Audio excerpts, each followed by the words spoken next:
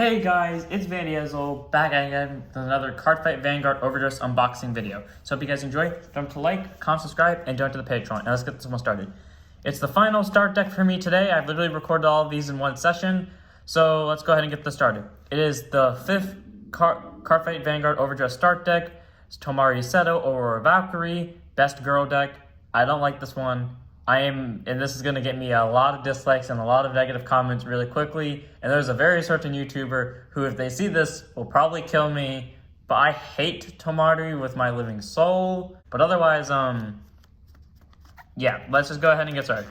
I don't like Tomari, so anyone who wants to go ahead and write hate comments, be my guest. I understand that a lot of people like her. Well, too bad. I prefer Megumi. I don't like either of them, but if I had to pick between the two, I would rather pick Megumi, because Megumi's more of my favorite towards them. Anyways, we've got our standard playmat in the start deck with a blank side to it. I don't want to tear this, despite the fact I could care less about this one. Okay, let's open this nicely so I don't tear it. Nope, open. Thing, open. This is the one that actually matters. Okay, there we go. Blank on the back side, but then we got our standard 5 rear guard circles and 1 vanguard circle and 1 guard circle, our order zone and our damage zone. And guess what? The order zone's actually important in this deck, where otherwise you'd only play it like once. Then we have the deck zone, our drop zone, and our ride deck. So let's go ahead and move the playmat out of the way and get to the real content. Yeah, the start deck itself. Will this be the one I get it in one try? Oh, come on. The one I don't care about is the one I get in one try. Well, okay then. Guess it's just the way it has to be then. Let's just slide the deck out of its little casing right there. And let's go ahead and get this started. Okay, our grade 3, and our main grade 3 for the deck is Aurora Battle Princess Seraph Snow. 13k base, grade 3 twin direct persona ride. You're allowed to play, so basically when you ride on top of this card with another copy of it, the player, get the ability, all your front row units for the turn get plus 10, and you get to draw a card. So even if you don't have front or rear guards the time that you ride, if you call them the turn, you still get the plus 10. So skills, continuous vanguard during your turn. If you have one or more of your opponent's cards imprisoned in your prison, the deck's main mechanic, this unit gets plus 10. Then if there are 3 or more imprisoned, it gets plus 1 drive. So triple drive with 23k power, that's pretty good. Then act van or rear once per turn. Counterboss 1, choose 2 of your opponent's rear guards and imprison them in your prison. Put them into your order zone that has a prison. So that's pretty much how you prison. You need a order for prison in your order zone, and then you just take your opponent's rear guards and put them in prison.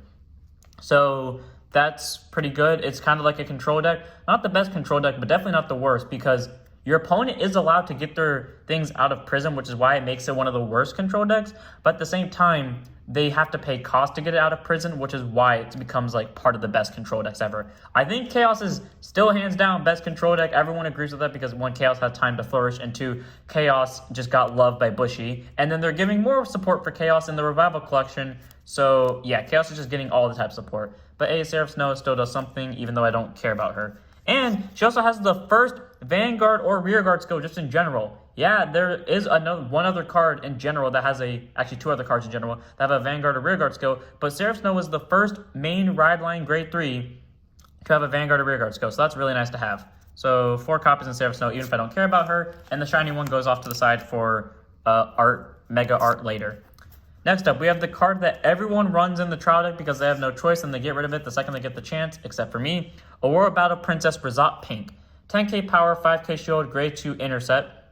Auto, when it's placed on Van, your opponent chooses a card from their hand and imprison it in your prison. Put it into their order zone that has a prison in it, and continuous rear during your turn. Actually, just in general, if you have 1 or more cards from your opponent in your prison, this unit gets plus 2. So it's a 12k base if there's a card in your prison. The only downside to this is it's just a 12k base. Otherwise, there's no extra bonus to it, and it's only an on-place Vanguard skill that you get to imprison something from hand. I wish it was an on-rear guard skill too, but they eventually fixed it in Booster Set 2.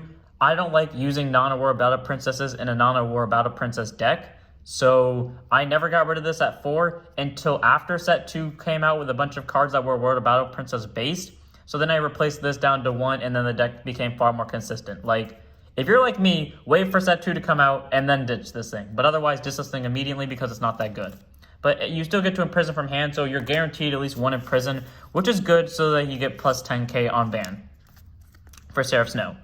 Next up, we have Aurora Battle Princess, Kayente Blue. 8k base, 5k shield, grade 1 with boost. Auto, when this unit is placed on van, search your deck for up to 1 prison card, reveal it, put it to your hand, and shuffle your deck. So that's good. Immediately by writing, you don't have to pay any cost, but by writing, you search your deck for a prison, add it to hand, and you shuffle. So you can guaranteedly activate your main mechanic right out the gate. And auto, when this is placed on rear, if you have one or more of your opponent's cards imprisoned in your prison, counterblast 1, soul blast 1, draw a card. I don't like it takes up both. I wish it was either just soul blast or counterblast, but it's still fine because you get a draw out of it. Because the deck does counterblast a decent amount when you get to like the booster set stuff, and it does, depending on what skills you use, it does soul blast a lot too. I'm one of the people who doesn't use Shovel Stud a lot, not because I can't or because I don't have to. It's because I just don't like using Shovel Stud for some reason. I like using Seraph Snow even though Shovel Stud gets me a draw out of it. And yet for some reason, that's why I'm always able to use so much Soul Blast. So maybe that's why, who knows. But Kayente Blue is a really good card because it can help you search for your prison and it can help you get a draw out of it. So really good card. 1 goes there, the other 3 go over here. Next up, we have Aurora Battle Princess Ruby Red. 6k base, 5k shield, grade 0 with boost. Auto, when it's rolled upon, if you win second, you get to draw a card. Nothing special there, but it looks cute as what these cards' theme is. So, yeah, cool. Next up, we've got Alert Guard Gunner. 13k base, grade 3, Twin Drive, Persona Ride. Auto rear, when this unit attack hits a Vanguard, choose up to 2 cards of your opponent's rear and imprison them in your prison. I like that. It has on-hit pressure. You don't have to pay any form of cost for it, and if it does hit, you get to take 2 cards and put them into your prison, which means you have 3 cards using Seraph, so then you're at 32k swing. So that's, not 32k swing, 23k swing, and if you Persona Road, 33. So this card's really helpful to have in the deck, even if it is just an on-hit card. 4 copies seems nice to me. Next up, we have 4 copies of Security Patroller. 9k base, 5k shield, grade 2 with Intercept. Auto, when it's placed on rear, Soul Blast 1, choose one of your opponent's rear guards and imprison it in your prison. I really like that we have a card that's just an automatic prison, because otherwise you have to call down, to get a guaranteed at least 3 cards in prison, you have to call down 2 Seraph Snows, 1 on van, 1 on rear, which would suck because that means you have less Persona Ride activation. And yeah, you get your triple drive out of it, but was it worth it instead of the Persona Ride, which helps everyone? Well, thankfully we have this thing where even though it's a Soul Blast, you still get to imprison something, and the deck does not use that many Soul Blasts. In fact, this is the only card in the trial deck that actually Soul Blasts, so that's really helpful to have. So 4 copies, really helpful. Next up, we've got 3 copies of this Jeweled Combination Julion. This is a toy. This is a Power Rangers toy. This is a Power Rangers Megazord, I don't care which one it is, toy for children. 10k, 5k shield, 2 grade, Intercept, vanilla. This is a goddamn Power Rangers toy. Do not run this. Ever. Next up, we've got 4 copies of Atomic Caution, a card I personally don't run, but a lot of people run them, and I can see why. 8k base, 5k shield, grade 1 with boost. Continuous rear guard. If you have 1 or more cards imprisoned in your prison, this unit gets plus 2k power and 5k shield. So 10k shield and 10k power, that's pretty nice. 10k boost, you're automatically making like anything that happens a 10k drop, not to mention being a 10k shield, which is helpful with all of your shields dropping to 5ks now in D series. So a really helpful card to have. 4 copies. I personally don't run him just because I don't like him, but if you want to run him, you can, because he's very good. And he does it for free. He's better than Razat Pink, because unlike Razat Pink, he actually gets shield along with the power, so there's a difference. And then finally, we have our PG, 4 copies of Craggy Beast Geargand, 7k base, PG, grade 1 with boost. Continuous Sentinel, you can only have 4 Sentinels in the deck, and then auto, when it's placed on guard, discard a card from hand and one of your units cannot be hit till end of battle. Pretty much just a basic PG, nothing of great importance there. Yeah. Nothing there, just nothing. Actually, now, I was going to make a statement and then I realized I was wrong. But let's just continue with the triggers. We got 1 over trigger. Thankfully, this is the last time I have to say it. For now, anyways. Spiritual King of Determination, Obari. That is the 5th time I've said it today. 5k power, 50k shield, grade 0 with boost. Over trigger. You may only run 1 over trigger in your deck. And when you reveal it as a trigger, remove that card, draw a card, choose one of your units, and it gets plus 1 million to end of turn. And if you drive check this card, you get an additional effect. And the additional effect is you get plus 1 million to something. Arguably, I think this works better in Aurora Battle Princesses then the Brank Gate over trigger, which allows you to double the power of your front row and the critical of the front row to end of turn. Because Aurora Battle Princess, they don't hit for like big numbers. Magnolia hits for like, okay, like when we go booster set 1, they hit for pretty much the same numbers more or less. But like otherwise, Magnolia does far more better in terms of number hitting, and then just this deck falls behind in numbers. Like the most you're gonna have are 15k drops, and that's good, but like Nirvana excels in that. And yeah, so is Bruce is a 15k drop. Sometimes they're actually 25k drops. But like Bruce, on the other hand, can actually get 5 attacks out of it. Bastion can get 4 attacks out of it and a fuck ton of power. Magnolia can get decent power and 6 attacks out of it. And Aurora Battle Princess only gets 3 attacks and at the very max 15k drops. Like, they're the vanilla deck.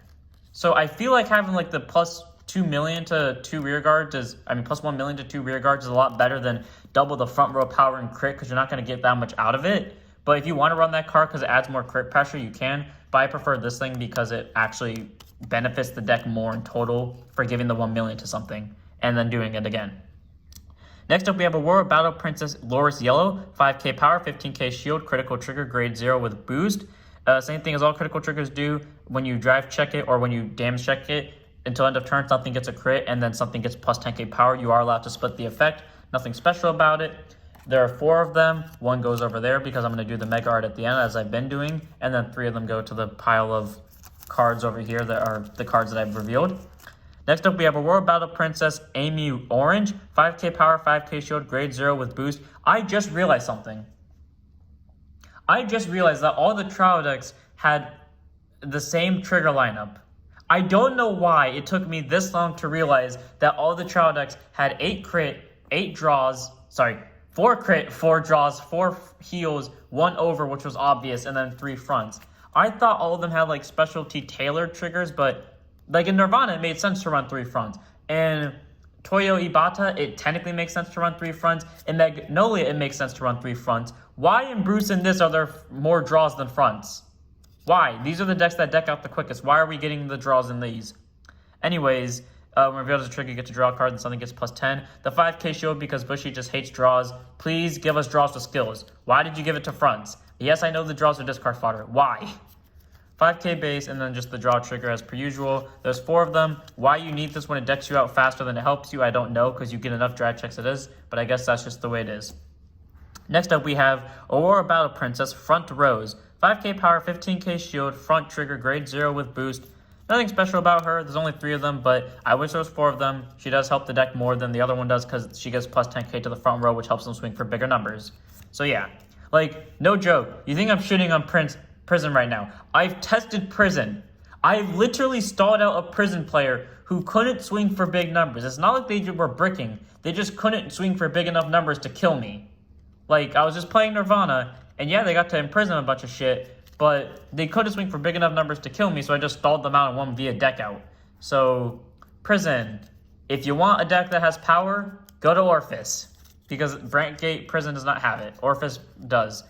And then finally, we got our heal trigger, 15k shield, 5k power, grade 0 with boost. You may only have 4 heal triggers in a deck, and when you reveal it for a trigger, choose one of your units and it gets plus 10. Then if you have equal or more damage than your opponent, you get to heal 1. Part of the Mega Art, 1 goes over here, 3 go over here. And finally, Galaxy Central Prison, Galactus, our first set order in existence. Skill, at grade 1 by the way. After a set order is played, you put it into your order zone. So this zone right here, you just put it right there and then that's how it works.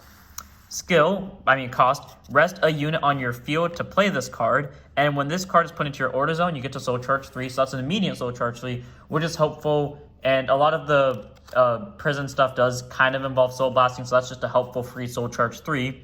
And continuous order zone, when your opponent can normal call a rear guard, they can perform the following. Soul Blast 1, if they do so, they choose one of their imprisoned cards and call it to rear. Counterblast 1, if they do that, then they get to call 2. So either they Counterblast 1 and use part of the resources to call 2 down, or they use a Soul Blast 1, still use part of the resources and call 1 down. I like that. It forces out your opponent. It does let your opponent play around control decks more, and which is good because like it's the early of D series, so it's good that they gave a deck for control players but still made it easy to play around them. But at the same time, they got to pay resources to do it, making it harder for them to make plays. So I really like how Bushi took the prison thing. I liked locked, but I hated the fact that like your opponent couldn't do anything. And I like prison because it allows your opponent to do something. My only problem is the arts. If you gave me Orphis/Chaos Breaker's art in prison, I will be happy. But that's not the case right now. So that's unfortunate. And that was pretty much the deck. Time to end it off with everyone's favorite part, Mega Legion. Let's just line these up first because I like doing them one at a time. God, why does this one have to have little friction? There we go. Long ass ruby red hair. Kyanetta blue. Seraph Snow. And everyone's least favorite card, Razat Pink, combined together in order to form Super Mecha thing from Power Rangers. Okay. And that's pretty much what the final art looks like. So I hope it looks really cool with the handcuff theme and everything. So hope you guys enjoyed. Don't forget to like, comment, subscribe. Donate to the Patreon. I have a Discord, so go join that. I have a Twitch, so go follow that. I have a second channel focused on Beyblade, so go sub to that. And now if you excuse me, after I go take a break and eat for a second, after that, I'm going to go play all these Overdrive Start decks. So I'll see you all in the next one. Don't forget to stand up your Vanguards.